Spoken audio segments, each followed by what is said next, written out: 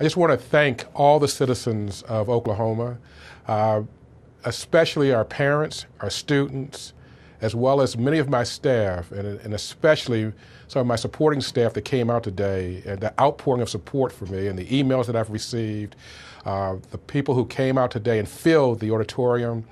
I just want to thank them for coming out at 8 o'clock in the morning, which I thought was really kind of a hardship for them. Some gave up their day at work today to come out and support me. I am here to support the students of this district.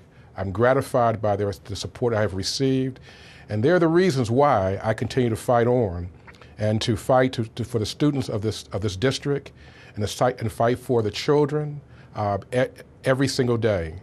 I also want to say that I was a little dismayed this morning by the fact that when I came for the executive session, and we've been told that the board wanted to see me and wanted to communicate with me, that when I first arrived today, that they asked me to leave the room. And after about a half an hour of waiting outside and finally going in, I spoke to them, and there was no discussion. I was in the room for 2 minutes, and after 2 minutes, they said, "Thank you," and I left. And so there was no dialogue, and I just feel that to have a just and impartial review of allegations is what is necessary, so we can move on for the betterment of the citizens of this district. Thank you very much.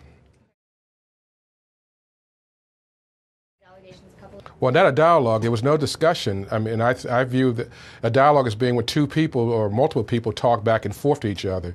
I was asked did I have anything to say about the allegations, and I mentioned to them that, I felt for the most part those allegations were false, that they could be explained, and I would have liked to have the opportunity to do that. That if there was I had no intent in any way to deceive anyone or to have the district pay for any finances that weren't appropriate. And so if there were any appropriate expenses, that I was willing to pay those back and for us to move on. That I want to be superintendent here, that I love the children of this district. And when I stated that, they said, "Well, do you have anything else to say?" And I said, "Well, that's, I want to say that I'm committed to being here in the school district." They said, "Thank you very much." I spoke in general about the expenses in general, and that I still believe that the contract for the procurement, that I followed the policies that were in our school board policies as well as the state policies, followed the same thing that Sandy Garrett did when she appropriated the same software that I appropriated. Okay, and let me also ask you, do you think that was the right time to do that, or do you think that that's what the February 6th hearing is going to be for, where that can be done in a public forum? Well, I was concerned about that, but I felt to the extent that I did not raise any, tell them that I wanted to stay, and that I didn't feel that the allegations were allegations that could not be clarified and that we could move on, that it would not give the board enough reason to not suspend me. But it appeared that they had already made up their mind to move forward with the suspension.